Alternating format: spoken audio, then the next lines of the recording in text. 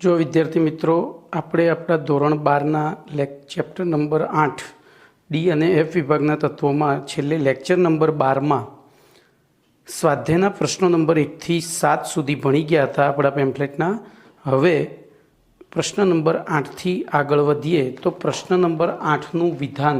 હવે જો સ્વાધ્યાયના પ્રશ્નો છે, સ્વાધ્યાયના પ્રશ્નો હોય એટલે થોડી બુદ્ધિ ચલાવીએ તો જવાબ એની જાતે આવડે. એટલે હું વિધાન લખીશ પ્રશ્નનું અને પછી આપણે વિચારીએ, બરાબર? તો સંક્રાંતિ ધાતુઓની પ્રથમ શ્રેણીની, તો હું સીધું લખીશ પ્રથમ સંક્રાંતિ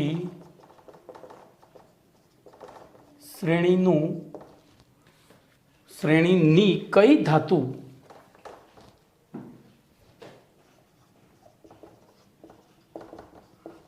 ધાતુ સૌથી વધુ વખત +1 ઓક્સિડેશન અવસ્થા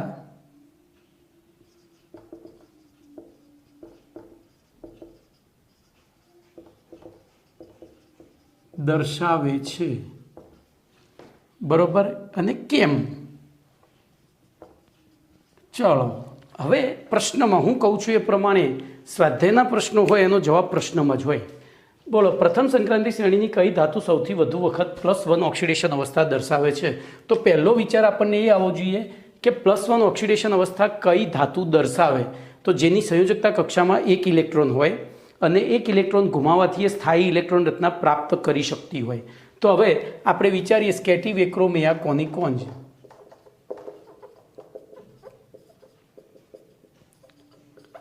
એમાં આપણે જે ઇલેક્ટ્રોન રચનાનો ચાર્ટ છે 1s 2s 3s 4s 5s 6s 2p 3p 4p 5p, પછી 3d 4d 5d 4f 5f, બરાબર? અહીંયા 6p અને અહીંયા 6d. તો એ પ્રમાણે જોવા જઈએ તો બોલો આર્ગોન 18, અહીંયા હેલિયમ નિયોન આર્ગોન, તો આર્ગોન 18 પછી 4sમાં ઇલેક્ટ્રોન ભરાય. તો આર્ગોન 18 4sમાં 2 ભરાયા, કારણ કે આનો 21 છે પરમાણુ ક્રમાંક, તો 18 ને 2 20 ને 1 21 એટલે 3d 1 થાય. એવી રીતે તો 4s2 3d 2 થાય, 4s2 3d 3 થાય, 4s2 3d 4 થાય. પણ યાદ રાખવાનું છે કે ડાઈબેનના ઘરમાં ડખો પડ્યો, તો અહીંયા 5 અને 1 એવી રીતે બોલો 3d 5 4s2 થાય, 3d 5 6 4s2 થાય, 3d 7 4s2 થાય, 3d 8 4s2, બોલો 3d 9 4s2. પાછો ડખો પડ્યો તો અહીંયા 10 અને અહીંયા 1 કરવા પડે. યાદ આવે છે ને 11મું ધોરણ? અને અહીંયા 3d, મારી ભૂલ થઈ હો ભાઈ, 3d 3d 3d 3d 10 4s2. બોલો કમ્પ્લીટ. તો હવે વિચારો તો આમાંથી કયું તત્વ +1 ઓક્સિડેશન અવસ્થા ધારણ કરી શકે? તો એક શક્યતા છે ક્રોમિયમની, બીજી શક્યતા છે કોપરની. કેમ?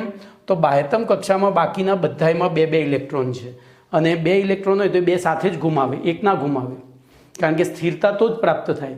તો હવે આ બેમાંથી કોણ દર્શાવશે? તો આ બેમાંથી વધુ સ્થિરતા દર્શાવે. કેમ? તો ડી કક્ષક સંપૂર્ણ ભરાયેલી છે, એટલે બોલો આપણો જવાબ આ થાય. તો મેં તમને સમજૂતી સાથે બધું આપ્યું. હવે લખવાનું કઈ રીતે વિચારીએ તો જો પ્રથમ સંક્રાંતિ શ્રેણીના તત્વો પૈકી કોપર ધાતુની ઇલેક્ટ્રોન રચના, હવે આપણે આ બધું આ કર્યું ખરું, પણ એમાંથી લખવાનું શું? તો કોપર ધાતુની ઇલેક્ટ્રોન રચના AR કમ્પ્લીટ 3d 10 4s1 છે. આથી કોપર પરમાણુ તેની 4s કક્ષકમાંથી 1 ઇલેક્ટ્રોન ગુમાવે ત્યારે શું થાય? બોલો આર્ગોન કમ્પ્લીટ 3d 10 જેવી સ્થાયી ઇલેક્ટ્રોન રચના ધારણ કરે છે.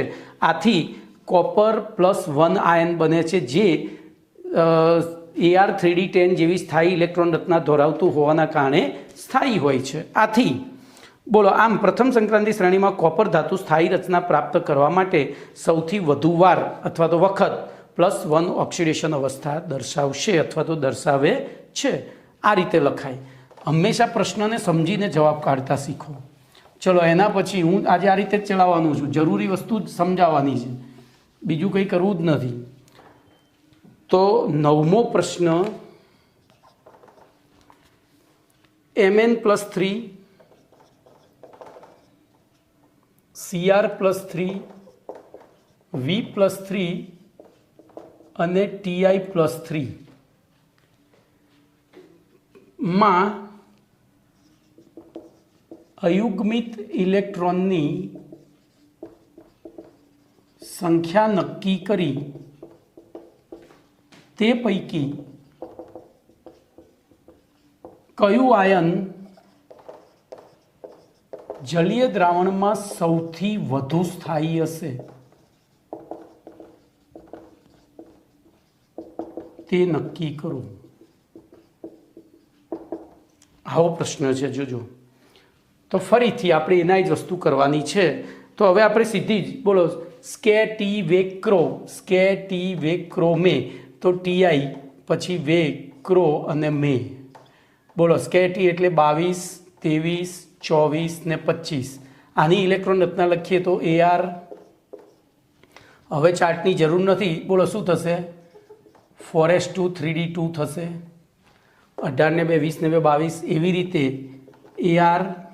બોલો હવે 3d3 4s2 પછી AR હાલ લખી હતી 3d5 4s1 અને AR 3d5 4s2.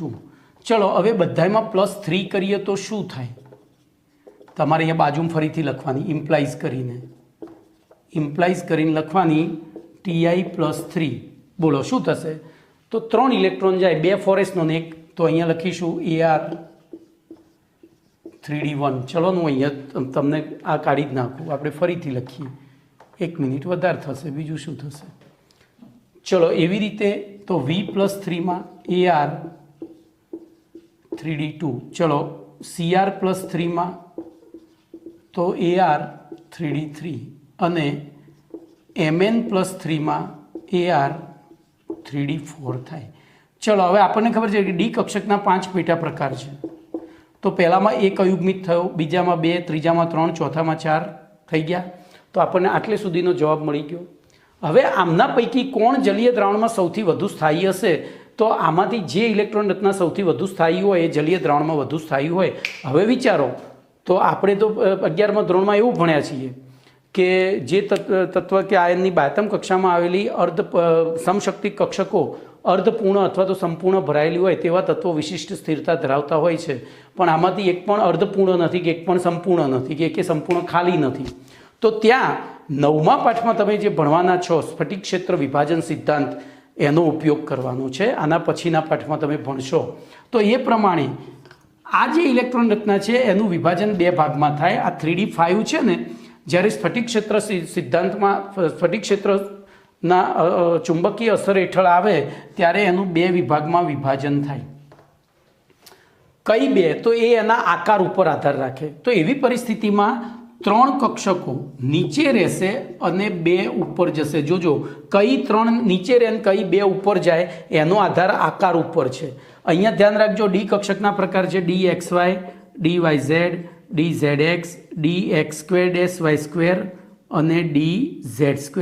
તો આ 2 કક્ષકો અક્ષ ઉપર આવેલી છે, જ્યારે આ 3 કક્ષકો અક્ષની વચ્ચે છે. 11મું ધોરણ બીજો પાઠ. પહેલી 3 કક્ષકો અક્ષની વચ્ચે છે અને નીચેની 2 કક્ષકો અક્ષની ઉપર છે. તો હવે જ્યારે અણુનું નિર્માણ થાય, સંકીર્ણનું નિર્માણ થાય, ત્યારે જો જોડાતો પરમાણુ કે પરમાણુ સમૂહ કે લિગેન્ડ અક્ષની વચ્ચેથી આવતો હોય તો આર્ય કક્ષકો અપાકર્ષણ અનુભવે, અને અક્ષની ઉપરથી આવતો હોય તો આ કક્ષકો અપાકર્ષણ અનુભવે. તો અક્ષની ઉપરથી આવે ત્યારે સમતલીય ચોરસ આકાર બનતો હોય, અને અક્ષની વચ્ચેથી આવે ત્યારે અષ્ટફલકીય આકાર બનવાના ચાન્સીસ હોય. એટલે એવી પરિસ્થિતિમાં આપણે અહીંયા 2 ભાગ પડે છે, આને T2G અને EG. T2G અને EG એમ 2 ભાગ પડ્યો અને 2 નામ 3 ભાગ્યો. હવે જોજો આ 3 ઇલેક્ટ્રોન નીચા શક્તિ સ્તરમાં આવ્યો, આ ભાગ પડ્યા. અને ઉર્જા સ્તર નીચું હોય તો શું થાય? ઉર્જા સ્તર નીચું હોય તો સ્થિરતા વધારે હોય. આપણા ખિસ્સામાં 10 રૂપિયા પડ્યા તો આપણે વધારે સ્થાયી, કે 50 પડ્યા હોય તો વધારે સ્થાયી? તો સીધી વસ્તુ છે 10. તો અહીંયા આ 3d3ના કારણે 3 ઇલેક્ટ્રોન કઈ કક્ષકમાં ભરાય છે? T2Gમાં. આ CFT કહેવાય, ક્રિસ્ટલ ફિલ્ડ થિયરી, ડિટેલમાં ચેપ્ટર 9માં ભણવાની છે. ઓકે, તો એ પ્રમાણે બોલો જલીય દ્રાવણમાં કોણ સૌથી વધુ સ્થાયી હશે? તો Cr+3. ચલો એના પછી 10મો પ્રશ્ન.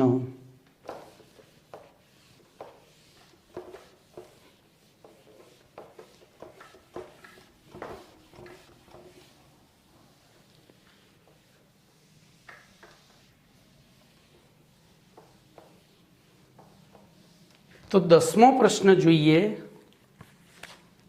હું અહીંયા આખો પ્રશ્ન નહીં લખું કારણ કે બોર્ડ ભરાઈ જશે. તો પ્રથમ સંક્રાંતિ શ્રેણીના તત્વોની દ્વિતીય અને તૃતીય સંક્રાંતિ શ્રેણીના ધાતુઓ સાથે આપણે તુલના કરવાની છે. કોની સંદર્ભમાં? તો પહેલું ઇલેક્ટ્રોન રચનાના સંદર્ભમાં. બરોબર, ઇલેક્ટ્રોન રચનાના સંદર્ભમાં. બીજું ઓક્સિડેશન અવસ્થાના સંદર્ભમાં. ત્રીજું આયનીકરણ એન્થાલ્પીના સંદર્ભમાં. અને ચોથું પરમાણુય કદના સંદર્ભમાં. કોની કોની તુલના કરવાની છે? તો પ્રથમની દ્વિતીય અને તૃતીય સંક્રાંતિ શ્રેણી સાથે. તત્વોની ઇલેક્ટ્રોન રચના. બોલો હેડો હવે. તો ઇલેક્ટ્રોન રચનામાં તમારે અહીંયા પહેલામાં શું તુલનામાં લખશો કહો? ચલો, તો પ્રથમ હોય, દ્વિતીય, તૃતીય, કોઈ પણ સંક્રાંતિ શ્રેણી હોય, બોલો એ કયા વિભાગના તત્વો છે? ડી વિભાગના. અને ડી વિભાગના તો અહીંયા પહેલું લખીએ તેમની સામાન્ય ઇલેક્ટ્રોન રચના. શું થશે યાદ કરો તો અહીંયા ડી વિભાગની નહીં લખાય એ તમને કહી દઉં, કારણ કે ડી વિભાગના બધા જ તત્વો સંક્રાંતિ તત્વો નથી. જ્યારે આપણને સંક્રાંતિ તત્વોની ઇલેક્ટ્રોન રચના પૂછી છે તો ડી વિભાગના કયા તત્વો સંક્રાંતિ તત્વો નથી? તો સમૂહ 12ના, એટલે કે જેમાં ડી કક્ષક ઇલેક્ટ્રોનથી સંપૂર્ણ ભરાયેલી છે. તો અહીંયા આપણે લખીશું N-1D 1 to 9, 1 to 10 ના લખાય. NS 1 to 2 છે સામાન્ય ઇલેક્ટ્રોન રચના. બોલો આટલું લખ્યું. ચલો, આથી હવે બીજું, આથી એક જ સમૂહમાં આવેલા પ્રથમ, દ્વિતીય અને તૃતીય સંક્રાંતિ શ્રેણીના તત્વોની ઇલેક્ટ્રોન રચના સમાન હોય છે. બરોબર, સમાન હોય છે કમ્પ્લીટ. તો અહીંયા આ વસ્તુને ખાસ ધ્યાન રાખજો. કઈ વસ્તુને? કે સંક્રાંતિ તત્વોની સામાન્ય ઇલેક્ટ્રોન રચના જુદી વસ્તુ છે અને ડી વિભાગના તત્વોની ઇલેક્ટ્રોન રચના જુદી વસ્તુ છે. આટલું યાદ રાખજો. બરોબર, ચલો હવે એના સિવાય પછી અપવાદ જણાવવાના. તો જો સમાન હોય તો અહીંયા અપવાદ કયામાં હતો? તો પ્રથમ શ્રેણીમાં. બોલો હાલ ભણી ગયા Cr અને Cu અપવાદ જોવા મળે છે. એ રીતના બીજી શ્રેણીમાં અને ત્રીજી શ્રેણીમાં તો એ અપવાદ આપણે જણાવી દેવાના છે. બોલો પહેલી શ્રેણીમાં તો આપણને યાદ રહી ગયું છે ક્રોમિયમ અને કોપરમાં અપવાદ છે. તો બીજી શ્રેણીમાં કયા કોને અપવાદ છે? તો નો બોલમાં રાઈટ પેડ આગળ કાઢ. નો બોલમાં રાઈટ પેડ આગળ કાઢ, આમાં અપવાદ છે. બરોબર, નો બોલમાં રાઈટ પેડ આગળ કાઢવાનું નથી, કાઢ તો એમાં ગણાતું નથી એટલે આગળ જ એમ. નો બોલમાં રાઈટ પેડ આગળ. એના ત્રીજી શ્રેણીમાં બોલો કયામાં અપવાદ જોવા મળે છે? તો ત્રીજી શ્રેણીમાં વાહ પટેલ આયો, વાહ પટેલ આયો. તો વારફ્રેમ, પ્લેટિનમ અને ઓરમમાં અપવાદ જોવા મળે છે. તો અપવાદરૂપ ઇલેક્ટ્રોન રચના જોવા મળે છે. બરોબર, પ્રથમ શ્રેણીના તત્વો પૈકી ક્રોમિયમ અને કોપર. ચલો ઓક્સિડેશન અવસ્થાની વાત કરીએ. તો બોલો અહીંયા ઓક્સિડેશન અવસ્થામાં તમે શું લખશો? તો ધ્યાન રાખજો, સંક્રાંતિ તત્વો જેવી રીતે એક જ સમૂહ એટલે કે એક જ સ્તંભમાં આવેલા ઇલેક્ટ્રોન રચના સમાન હોય, તો ઇલેક્ટ્રોન રચના સમાન હોય તો એમના ઓક્સિડેશન આંક પણ કેવા હોય? સમાન. તો પ્રથમ જોજો અહીંયા થોડું લખવું વિચિત્ર છે, પ્રથમ દ્વિતીય અને તૃતીય સંક્રાંતિ શ્રેણીના એક જ સમૂહમાં આવેલા તત્વોના ઓક્સિડેશન આંક સમાન હોય છે,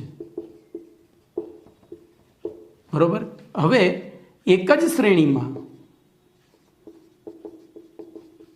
બોલો શું થશે, ડાબી બાજુ અને જમણી બાજુ, ડાબી અને જમણી બાજુ આવેલા તત્વોના ઓક્સિડેશન આંક નીચા હોય છે, જ્યારે મધ્યમાં આવેલા એમના ઓક્સિડેશન આંકની સંખ્યા વધુ અને મહત્તમ હોય છે। જો આ શબ્દ મારી વાળો છે, ઓક્સિડેશન આંકની સંખ્યા, તો શ્રેણીમાં છેડે આવેલા જે તત્વો છે ને બે છેડે એ એક જ ઓક્સિડેશન અવસ્થા દર્શાવે, જેમ કે સ્કેન્ડિયમ +3 દર્શાવે અને ઝિંક અથવા તો કોપર +1 કે +2 દર્શાવે, જ્યારે વચ્ચે મેંગેનીઝ છે એ 5-6 ઓક્સિડેશન અવસ્થાઓ દર્શાવતો હતો, બરોબર। તો આ વાક્યમાં થોડું સમજીને લખવાનું છે। હવે આયનીકરણ એન્થાલ્પી, બોલો આયનીકરણ એન્થાલ્પી તો શ્રેણી આવર્તનો એક ભાગ છે, હું અહીંયા ટૂંકમાં લખીશ, શ્રેણી આવર્તનો એક ભાગ છે। બોલો આથી શું થાય, શ્રેણીમાં ડાબાથી જમણી તરફ જતા તત્વોના આયનીકરણ એન્થાલ્પીના મૂલ્યો ક્રમશઃ વધારો થાય છે, તેમ છતાં તેમાં કેટલાક અપવાદ જોવા મળે છે। પહેલું આપણે શ્રેણીનું સમજાવવાનું, એટલે કે આવર્તનું, પછી સમૂહમાં। તો શ્રેણીમાં શ્રેણી આવર્તનો એક ભાગ છે, આથી આવર્તમાં ડાબાથી જમા તરફ જતાં જેમ પરમાણુ આયનીકરણ એન્થાલ્પી વધે છે એમ અહીંયા પણ આયનીકરણ એન્થાલ્પીમાં વધારો જોવા મળે છે, તેમ છતાં કેટલાક અપવાદ જોવા મળે છે। ચલો એ અપવાદ શ્રેણીનું પતી ગયું, તો વધારો થાય છે તથા અપવાદ જોવા મળે છે। ચલો હવે વાત કરીશું આ વાક્ય પ્રથમ દ્વિતીય અને તૃતીય શ્રેણીના, તો પ્રથમ દ્વિતીય અને તૃતીય શ્રેણીના એક જ સ્તંભ એટલે કે સમૂહમાં આવેલા તત્વો માટે, હવે જો આપણે આ ભણી ગયા છીએ, ત્રીજી શ્રેણી એમાં કશું થતું નથી, ચોથી શ્રેણીમાં એટલે આપણી પહેલી શ્રેણી, પછી દ્વિતીય શ્રેણી, તો પહેલી શ્રેણી સ્કેટિવેક્રોમિયા કોનિકોન, બીજી શ્રેણી યાર જરા નો બોલમાં ટેકનિક થિયરમ રાઈટ પેડ આગળ કાઢ, પણ ત્રીજી અને ચોથી શ્રેણી એમાં વચ્ચે આગળ એફ વિભાગ આવી જાય છે, લેન્થેનાઇટ શ્રેણી અને એક્ટિનાઇટ શ્રેણી। હવે આપણે ઓલરેડી ભણી ગયા કે લેન્થેનાઇટ શ્રેણી અને એક્ટિનાઇટ શ્રેણીમાં જે યુગ્મિત એફ કક્ષકો યુગ્મિત થતી જાય એમ એમની શિલ્ડિંગ અસર ઘટતી જાય છે અને એના કારણે બાહ્યતમ કક્ષા ઉપર લાગતું કેન્દ્રીય આકર્ષણ વધે છે। આ ઘટનાને શું કહેવાય છે, લેન્થેનાઇટ સંકોચન અને એક્ટિનાઇટ સંકોચન।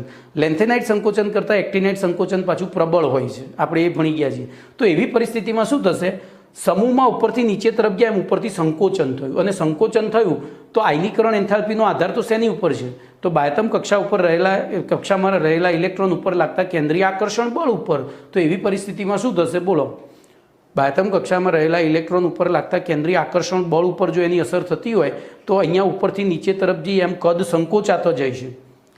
ત્રીજી શ્રેણી ચોથી શ્રેણીમાં વધારો થશે, એટલે 3D શ્રેણી અને 4D શ્રેણી, પણ 5Dનું કદ અને 4Dનું કદ સરખું હશે અને 5D કરતાં 6Dનું ઓછું હશે, એટલે કે પ્રથમ શ્રેણી અને દ્વિતીય, તો પ્રથમ કરતાં દ્વિતીયના કદ વધારે, પણ દ્વિતીય તૃતીયના લગભગ સમાન, શેના કારણે, સંકોચન, લેન્થેનાઇટ સંકોચનના કારણે। જ્યારે તૃતીય અને ચતુર્થમાં, તો તૃતીય કરતાં ચતુર્થનું કદ નાનું હોય છે, શેના કારણે, તો એક્ટિનાઇટ સંકોચન વધુ પ્રભાવશાળી છે। તો આવી પરિસ્થિતિમાં શું થશે બોલો, આયનીકરણ એન્થાલ્પી એક જ સમૂહમાં આવેલા તત્વોમાં, આમ જનરલી સમૂહમાં ઉપરથી નીચે તરફ જઈએ એમ આયનીકરણ એન્થાલ્પી ઘટવી જોઈએ, અહીંયા શું થાય છે, વધતી જાય છે। ચલો એના પછી પરમાણુય કદ, તો એ પણ આવી ગયું આયનીકરણ એન્થાલ્પીમાં, હાલ આપણે પહેલી એની જ ચર્ચા કરી। બોલો લેન્થેનાઇટ સંકોચન અને એક્ટિનાઇટ સંકોચનના કારણે કાયદેસર સમૂહમાં ઉપરથી નીચે તરફ જઈએ એમ પરમાણુય કદ શું થવા જોઈએ, વધવા જોઈએ, પરંતુ અહીંયા પહેલી શ્રેણીથી બીજી શ્રેણી, અહીંયા હું લખું છું સ્કેન્ડિયમથી ઝિંક, પછી બીજું યટ્રિયમથી કેડમિયમ, પછી લાલુ સોરી ભૂલ થઈ લાથી એચજી અને એકથી સીએન. તો આ જે છે ઉપરથી નીચે જઈએ એમ એમના પરમાણુઓ કદ વધવા જોઈએ, પણ હાલ કહ્યું એમ અહીંયા બોલો કોની અસર થાય છે તો લેન્થેનાઇટ સંકોચનની. એવી રીતે અહીંયા એક્ટિનાઇટ સંકોચનની અસર થાય છે, બરાબર. તો એવી પરિસ્થિતિમાં આ સંકોચનના કારણે ઉપરથી નીચે તરફ જેમ કદ વધવા જોઈએ પણ વધતા નથી, ઉલટાના શું થાય છે એટલે કે પહેલીથી બીજી શ્રેણી તરફ વધે છે, પછી બીજીથી ત્રીજી તરફ ઘટે છે અને ત્રીજીથી ચોથી તરફ પણ ઘટે છે. તો આ રીતે તમારે લખવાનું છે. કમ્પ્લીટ. ચલો 11મો પ્રશ્ન લઈએ. ભાઈ અંદર મેં બધું ડિટેલમાં લખ્યું છે, અહીંયા હું બધું લખવા માટે સમર્થ નથી, સમજાવીશ ખરો પણ લખી ના શકું કારણ કે એમાં સમય બહુ બગડે અને આપણો સિલેબસ પૂરો ના થાય. તો એવી પરિસ્થિતિમાં આપણે જરૂર પૂરતું હું બોલીશ, તમારે સમજવાનું, વારંવાર એવું હોય તો આંખ બંધ કરીને ઇયર પ્લગ લગાવીને સાંભળવાનું, બરાબર. ચલો એના પછી 11મો પ્રશ્ન. તો જો આ બુદ્ધિનો પ્રશ્ન છે. +3 અવસ્થામાં ઓક્સિડેશન પામવા માટે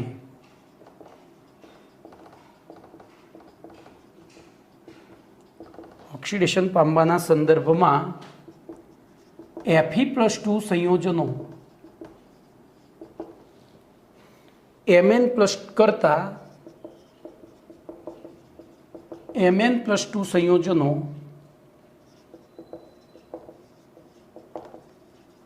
વધારે સ્થાયી છે.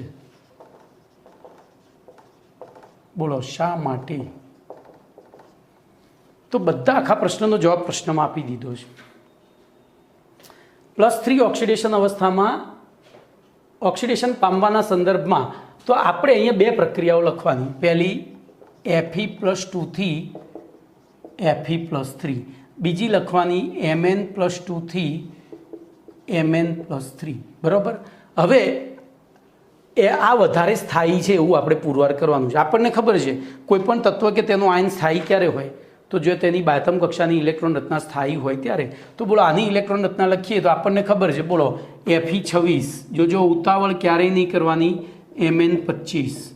બોલો આની ઇલેક્ટ્રોન રચના Ar 3d5 4s2 અને આની Ar 3d6 4s2. તો એની ઉપરથી Fe+2ની લખું ખાલી બાયતમ કક્ષાની, તો બોલો 2 ઇલેક્ટ્રોન જતા રહ્યા આના, તો અહીંયા શું થઈ ગઈ 3d6. બોલો એના પહેલાંના 2 જતા રહ્યા, અહીંયા શું થઈ ગઈ 3d5. હવે જો આ ઓક્સિડેશન થાય તો આ ઇલેક્ટ્રોન રચના શું થાય 3d5 અને અહીંયા શું થાય તો 3d4. ચલો હવે વિચારો, તો આ ઓછી સ્થાયી જ્યારે આ સ્થાયી, એવી રીતે આ સ્થાયી, આ ઓછી સ્થાયી. બોલો જવાબ મળી ગયો? જવાબ મળ્યો? તો આટલું જ લખવાનું છે. શું લખશો બોલો? તો Fe+2ની ઇલેક્ટ્રોન રચના 3d6 છે. જો તે ઓક્સિડેશન પામી Fe+3 બને તો એ 3d5 જેવી સ્થાયી ઇલેક્ટ્રોન રચના ધારણ કરે છે. તેથી બોલો એની Fe+2ની Fe+3માં રૂપાંતરિત થવાની વૃત્તિ વધારે છે. અહીંયા તો એનો મતલબ કે Fe+2 આ પ્રક્રિયા અનુભવ Fe+2 Fe+3માં ઓક્સિડેશન પામવા બાબતે વધારે સક્રિય છે, એનો મતલબ કે ઓછો સ્થાયી છે. સામે Mn+2ની ઇલેક્ટ્રોન રચના 3d5 છે. જો તે ઓક્સિડેશન અનુભવી Mn+3 બનાવે તો 3d4 જેવી અસ્થાયી ઇલેક્ટ્રોન રચના ધારણ કરે છે. એનો મતલબ કે Mn+3 કરતાં Mn+2 વધારે સ્થાયી છે. તેથી બોલો ઓક્સિડેશન અનુભવવાની બાબતમાં Fe+2 કરતાં Mn+2 વધારે સ્થાયી હોય છે. ઓકે, ચલો એના પછી 12મો પ્રશ્ન.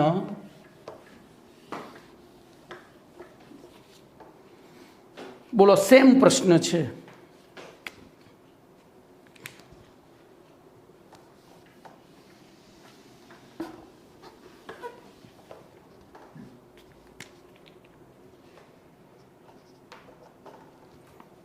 તો VO2 પ્લસ Cr2O7 -2 અને MnO4-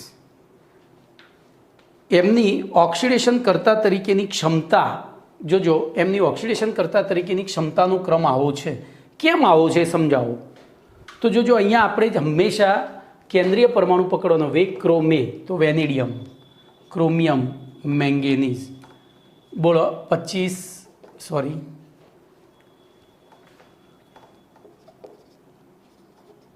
24 25 ઇલેક્ટ્રોન રચના Ar 3d3 4s2, Ar 3d5 4s1 અને Ar 3d5 4s2. ચલો અહીંયા ઓક્સિડેશન આંક જુઓ તો એનો તો 2 દુ 4માંથી 1 એટલે +3 થયો. 2 દુ 4માંથી 1 ગયો એટલે +3. અહીંયા 7 દુ 14માંથી 2 ગયા એટલે 12 ભાગ્યા 2 એટલે તો 6 થયો. કેટલો થયો કમ્પ્લીટ. અને ત્રીજામાં તો Mn+7, 7 દુ 14માંથી 1 ગયો એટલે +7 થયો. તો આપણે અહીંયા હવે ઇમ્પ્લાઇઝ કરીને આ જ કરવાનું. બોલો, પહેલી V+3ની લખીએ, બીજી Cr+6ની લખીએ અને ત્રીજી Mn+7ની લખીએ. બોલો, V+3ની લખીશું તો શું થશે? Ar 3d1 થાય. 2 ને 1 3 ગયા. બોલો, અહીંયા શું થશે? Ar જ થઈ જાય. શું થઈ જાય? Ar જ થઈ જાય ને. એવી રીતે અહીંયા પણ શું થશે? Ar જ થઈ જાય. હવે તમારે સાબિત કરવાનું છે કે એમની ઓક્સિડેશન કરતા તરીકેની ક્ષમતા, ઓક્સિડેશન કરતા તરીકેની ક્ષમતાનો ક્રમ છે. બોલો, ઓક્સિડેશન કરતા તરીકેની ક્ષમતા એટલે કે એ બીજાનું ઓક્સિડેશન કરે તો પોતાનું શું કરે? રિડક્શન. પોતાનું શું કરે? રિડક્શન. હવે વિચારો તો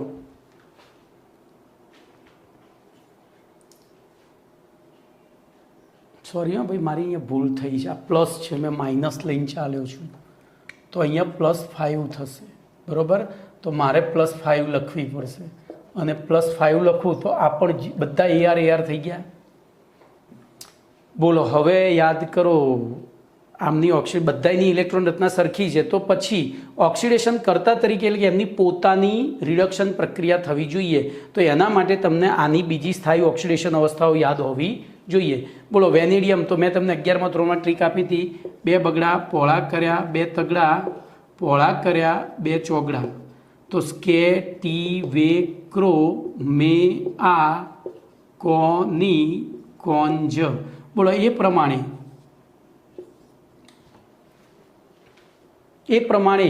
વેનેડિયમની સ્થાયી ઓક્સિડેશન અવસ્થા કઈ છે? +4. વેનેડિયમની સ્થાયી ઓક્સિડેશન અવસ્થા કઈ છે? બરોબર.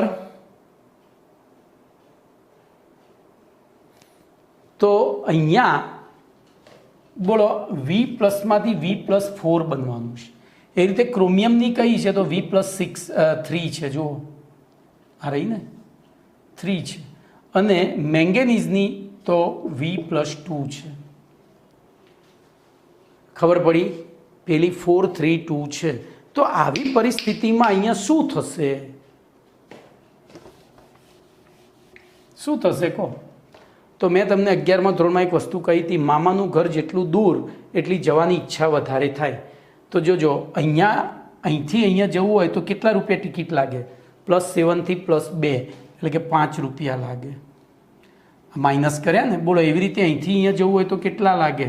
તો કે 3 રૂપિયા લાગે. બોલો, અહીંથી અહીંયા જવું હોય તો 1 રૂપિયો લાગે. એનો મતલબ કોનું મામાનું ઘર દૂર છે? નજીક હોય ને તો બહુ જવાની ઈચ્છા ના થાય, દૂર હોય તો વારંવાર જવાની ઈચ્છા થાય. તો એવી પરિસ્થિતિમાં બોલો, આની પછી આની. આ મેં તમને આખો જુદી રીતે સમજાવ્યો પ્રશ્ન. અંદર થોડું ચોપડી પ્રમાણે જઈએ. હા, અહીંયા છાપવાની થોડી ભૂલ છે ભાઈ. તો તેની સ્થાયી ઓક્સિડેશન અવસ્થા +4 લખવાનું રહી ગયું છે. બરાબર, +4 છે. આપણે અહીંયા જે રીતે કહીને એમ બરાબર જ છે, કોઈ ભૂલ નથી. પછી ક્રોમિયમની સીઆર ઓક્સિડેશન, તો Cr2O7 માં ક્રોમિયમની ઓક્સિડેશન અવસ્થા +6 છે અને તેની નીચેની સ્થાયી ઓક્સિડેશન અવસ્થા +3 છે, એનો તફાવત 3 એકમ છે. એ જ પ્રમાણે પહેલામાં તફાવત 5 એકમ છે. તો આથી જો અહીંયા શરૂઆતમાં કોઈપણ સંયોજન કે આયન, પહેલો પરિચય આપવો પડે, કોઈપણ સંયોજન કે આયનની ઇલેક્ટ્રોન રચના અર્ધપૂર્ણ D5 જેવી સ્થાયી છે, જે સ્થાયી છે. અરે એક મિનિટ, કેમ મારી ભૂલ કેમ થાય? તો કોઈપણ સંયોજન કે આયનમાં તત્વની ઓક્સિડેશન અવસ્થા અને તેની નીચી સ્થાયી ઓક્સિડેશન અવસ્થા વચ્ચેનો તફાવત વધે, એટલે કે મામાનું ઘર જેટલું દૂર હોય એટલી રિડક્શન પ્રક્રિયા અનુભવવાની વૃત્તિ વધારે હોય અથવા ઓક્સિડેશન અનુભવવાની વૃત્તિ વધારે હોય. અને એટલે જોજો આ જે ક્રમ છે, અહીંથી ઉપરથી નીચે તરફ જાય એમ ઓક્સિડેશન કરતા તરીકેની વૃત્તિ વધી, એમ અહીંયાથી આમ જશો તો અહીંયા વી લખ્યા છે મેં, તો નીચેથી ઉપર તરફ જશો એમ રિડક્શન કરતા તરીકેની વૃત્તિ વધે.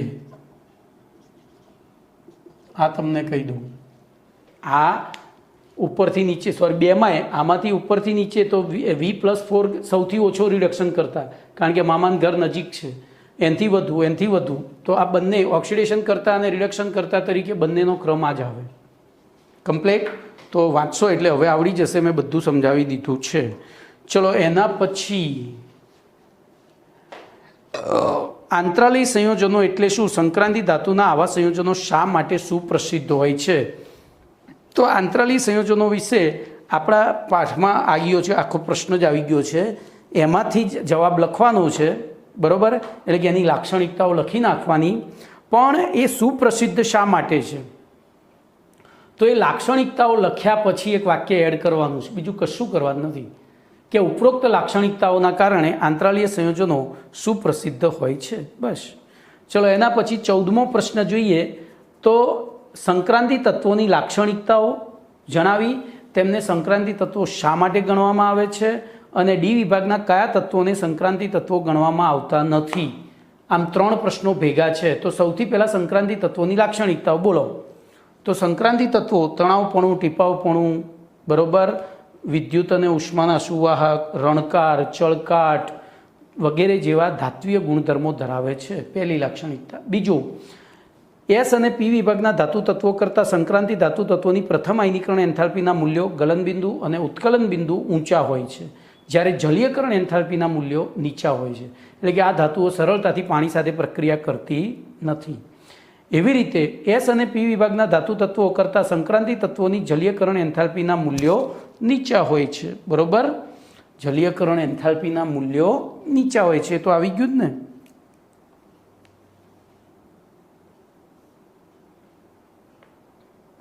ચલો એના પછી સંક્રાંતિ ધાતુ તત્વો વિદ્યુત ધન તત્વો છે અને તે એકથી વધુ ઓક્સિડેશન અવસ્થાઓ દર્શાવે છે. જો આ બધું આવી ગયું છે, આપણે ખાલી યાદ કરીને લખવાનું છે. પછી સંક્રાંતિ તત્વોની જુદી જુદી ઓક્સિડેશન અવસ્થાની સ્થિરતાના તફાવતના કારણે જુદા જુદા આયનો, બોર્ડ ઉપર લખેલું જ છે, ઓક્સિડેશન કરતા અને રિડક્શન કરતા તરીકે વર્તી શકે છે. પછી સંક્રાંતિ તત્વો અને તેના સંયોજનો ઉદ્દીપકીય ગુણધર્મો દર્શાવે છે. પછી સંક્રાંતિ તત્વો અને તેના સંયોજનો રંગીન હોય છે, એ પણ ભણી ગયા ડીડી સંક્રાંતિ. પછી અનુચુંબકીય હોય છે, એ પણ ભણી ગયા ચુંબકીય ગુણમાં.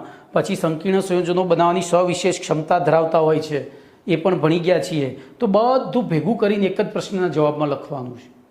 જે અત્યાર સુધી જુદું જુદું લખ્યું હતું એ બધું એક જ જગ્યાએ લખવાનું છે.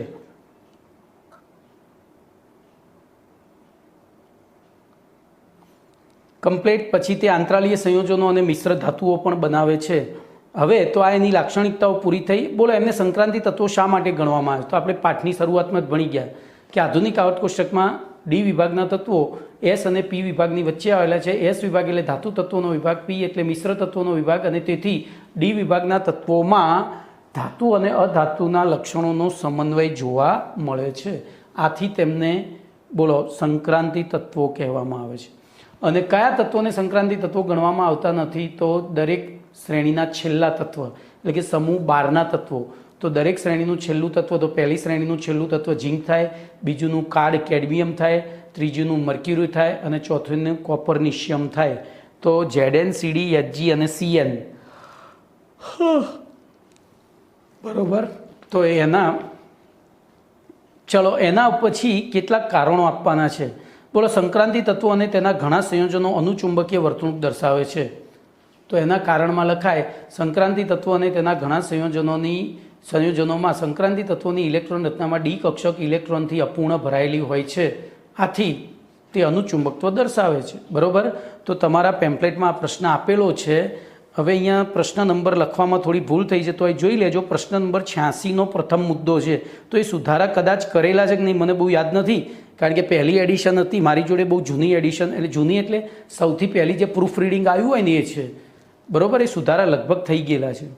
પછી સંક્રાંતિ ધાતુઓની પરમાણુયકરણ એન્થાલ્પી ઊંચી હોય છે, તો એ પણ પ્રશ્ન આપણે ભણી ગયા છીએ. તમારા પ્રશ્ન જે પેમ્પલેટ આપે છે એમાં લગભગ 32મો કે એની આજુબાજુનો કોઈ પ્રશ્ન હશે. પછી સંક્રાંતિ તત્વો રંગીન સંયોજનો બનાવે છે, તો એ પણ આવી ગયું છે. પછી સંક્રાંતિ ધાતુ તત્વ અને તેના સંયોજનો ઘણા સારા ઉદ્દીપક છે, તો એ પણ આપણે ભણી ગયા છીએ. ચલો એના પછી 16મો પ્રશ્ન. તો 16મો પ્રશ્ન છે, કેટલાક ધાતુ તત્વો અને તેના આયનો માટે M+2 અને M+3/M+ અને M+3ના મૂલ્યો આપેલા છે. એના ઉપરથી એસિડિક દ્રાવણમાં Cr+3 અથવા Mn+3ની સરખામણીમાં, તો આ રહ્યો પ્રશ્ન થોડો વિચિત્ર છે, આપણે એને 1 by 1 ભણવો પડશે. ઓકે, તો જોઈએ. વિચિત્ર એટલે કશું નથી, ખાલી રકમ લખવાની, રકમ કરતાં જવાબ ટૂંકો છે, તમને કહી દઉં. પ્રશ્નના વિધાન કરતાં જવાબ ટૂંકો છે, પણ પહેલી આપણે વિધાન સમજવું પડે.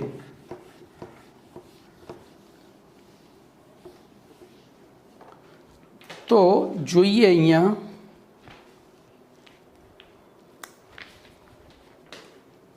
બોલો, E0 Cr+2/Cr બરાબર -0.9 વોલ્ટ. પછી E0 Cr+3/Cr+2 બરાબર -0.4 વોલ્ટ. પછી E0 Mn+2/Mn બરાબર -1.2 વોલ્ટ. E0 Mn+3/Mn+2 બરાબર +1.5 વોલ્ટ. પછી E0 Fe+2/Fe બરાબર -0.4 વોલ્ટ અને E0 Fe+3/Fe+2 બરાબર +0.8 વોલ્ટ હોય તો આટલું આપ્યું છે. હવે પહેલો પ્રશ્ન બોલો, જલીય દ્રાવણમાં, એસિડિક દ્રાવણમાં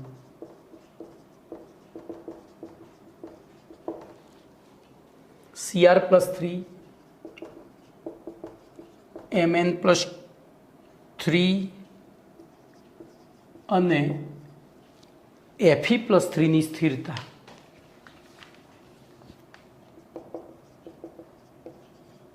બોલો, સ્થિરતાનો ક્રમ નક્કી કરો.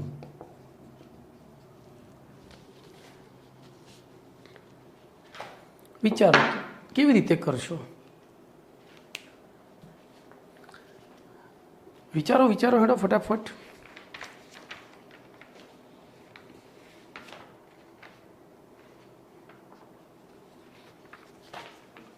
તો આપણે આ ત્રણેય આયનો જોઈ લેવાના, Cr+3 Mn+3 ને Fe+3. બોલો, Cr+3 -0.4 વોલ્ટ છે, Mn+ અને I+ છે.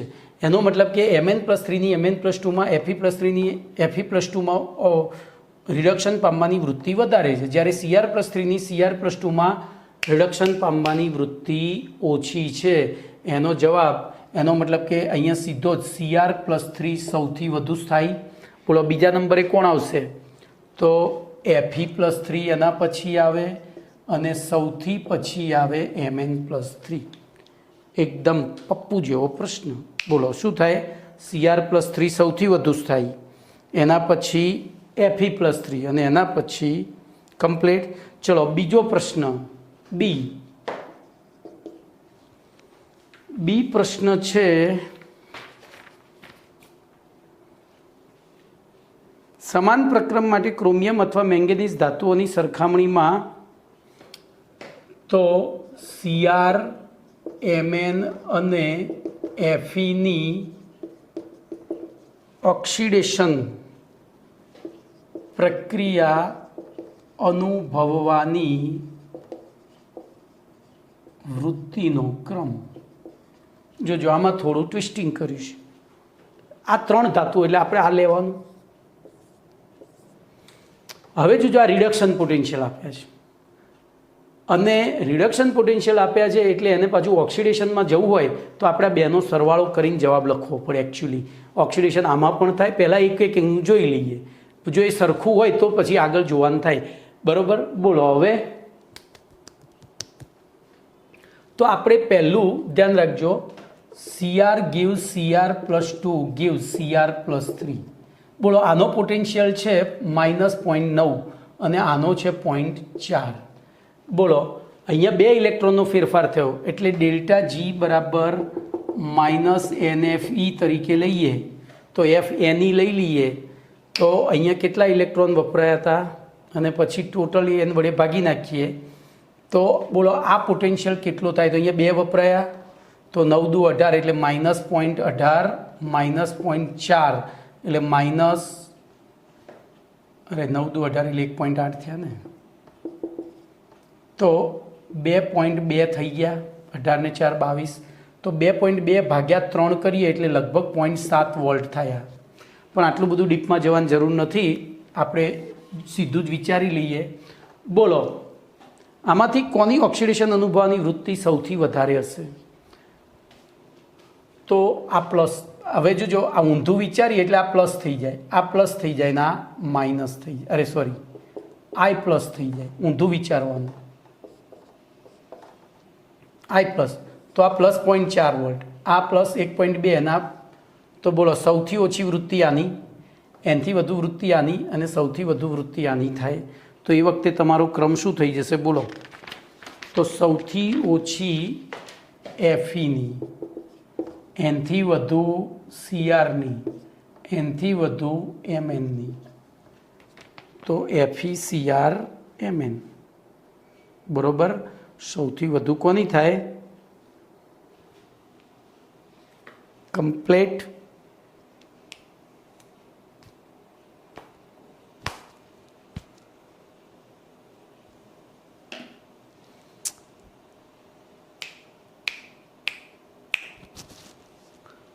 ઓકે.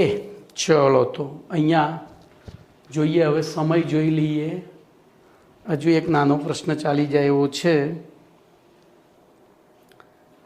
હવે એકદમ પપલું જેવો પ્રશ્ન છે, 17મો પ્રશ્ન. હું આખો નહીં ચલાવું, અડધો ચલાવીને બાકીનો અડધો તમને સોંપીશ. બોલો, Ti+3 V+3 Cu+Sc+3 Mn+2 Fe+3 અને CO+2 પૈકી જલીય દ્રાવણમાં કોણ રંગ આપશે? તો આપણે પહેલું તો સીધી ટ્રીક લખી નાખીશું, સ્કેટિવેક્રોમેઆ કોની કોંજ. ચલો, એમાંથી ટિટાનિયમ છે તો ટિટાનિયમ માટે ઇલેક્ટ્રોન એટલે અહીંયા ટીક કરી રાખીએ કે ભાઈ આપણે. ચલો, પહેલાં ઇલેક્ટ્રોન રચના લખી નાખીએ. Ar 3d1 4s2 3d2 4s2 3d3 4s2 3d5 4s1 3d5 4s2 3d6 4s2 3d7 4s2 3d8 4s2 3d10 4s1 અને 3d10 4s2. બોલો, લખી દીધું. હવે ટિટાનિયમ +3 કરીએ એટલે બોલો અહીંથી 4sનો એક ઇલેક્ટ્રોન ગયો અને ડીનો એક ગયો એટલે 1 રહ્યો. ચલો, વેનેડિયમ +3 કરીએ તો અહીંથી 1 ગયો ને અહીંયા 2 રહ્યા. પછી કોપર +1 કરીએ તો 1 જ ગયો. બરાબર, એટલે જે ગયા છે ને તો ઉડાડી જ દઉં. ચલો, પછી Sc+3 કરું તો Sc+3માં 3 3 જતા રહ્યા, ડી કક્ષક આખી ખાલી થઈ ગઈ. Mn+2 કરું તો બોલો 2 જ ગયા. Fe+3 કરું તો અહીંથી 2 ને અહીંથી 1 એટલે 5 તો થયા જ. અને CO+2 કરું તો બોલો હવે આપણે બાકીના ભૂસી નાખીએ. અંદર જરૂર નથી એટલે આપણે કાઢી નાખ્યા. બોલો વિચારો ચલો આમાંથી. બોલો કોણ રંગીન હશે? તો જેમાં ડી કક્ષકમાં અયુગ્મિત ઇલેક્ટ્રોન હોય રંગીન હોય તો આમાં છે, આમાં છે, આમાં છે, આમાં છે, આમાંય છે, ખાલી આમાં નથી. ખબર પડી? અને પહેલામાં તો ડી કક્ષક છે જ નહીં એટલે પહેલું ને છેલ્લું 2 રંગવિહીન હશે, બાકીના બધા જ રંગીન હશે. કમ્પ્લેટ. તો આટલે સુધી રાખીએ છીએ.